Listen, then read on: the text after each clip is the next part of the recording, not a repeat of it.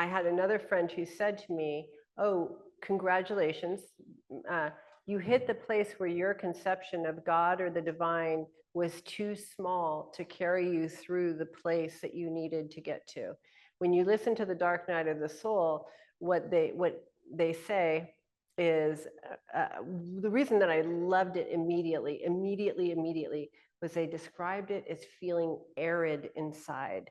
And that was the hardest part, where something just so shockingly bad happens that you can't find God. That for me was, especially if you're, a person centered in the sacred and you can't find anything sacred, everything just looks dry and hateful, and like it's a real hell realm experience.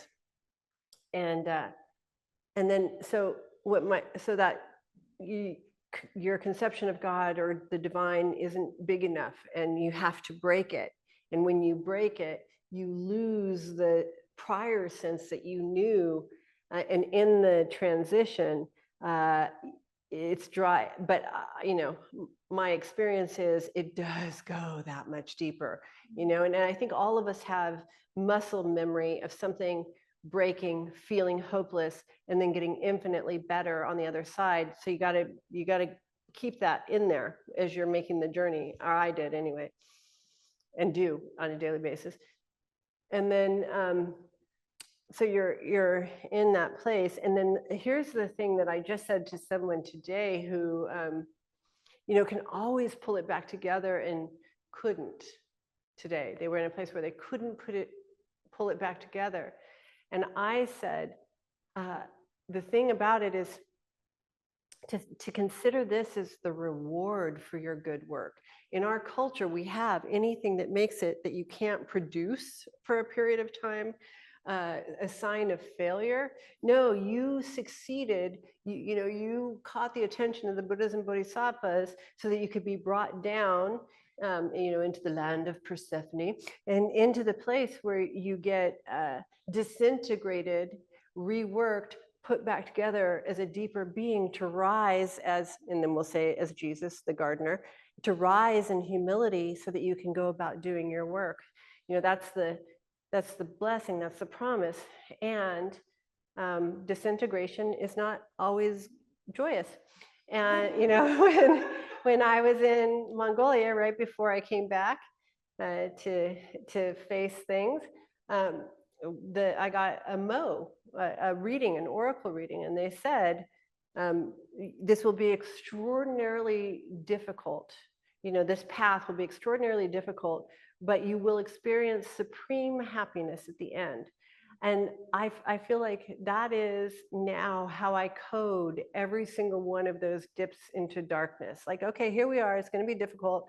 But, I feel that way when I sit down to play pinochle. I feel that way in any kind of play or expression. And that would be the last thing. Levity, I was just saying, cowardice would be the crime of our time, and courage would be the antidote. And I would say over-gravity would be the crime of our time, and to the place that it turns into moral panic. And levity would be the antidote of our time, that capacity to have levity wherever you are. How do I experience this as a theater? How do I look at this and really appreciate the person who wrote this script? Because of course that's me. And how do I look at how we might possibly make a more interesting theater than the one we're in? And so it just puts a different, a different perceptual faculty on your life experiences. And remember, I'm going to give you some near-death experience documentary wisdom now. But I think I talked about this last week, but the guy who died of an overdose was brought to the divine wisdom, and the divine wisdom said to him, no, the pain you were experiencing was all of your potential not expressed, and all of your pain not expressed that occurred as a heavy weight. We call that weight depression, but that's just potential, not transformed into expression in the world.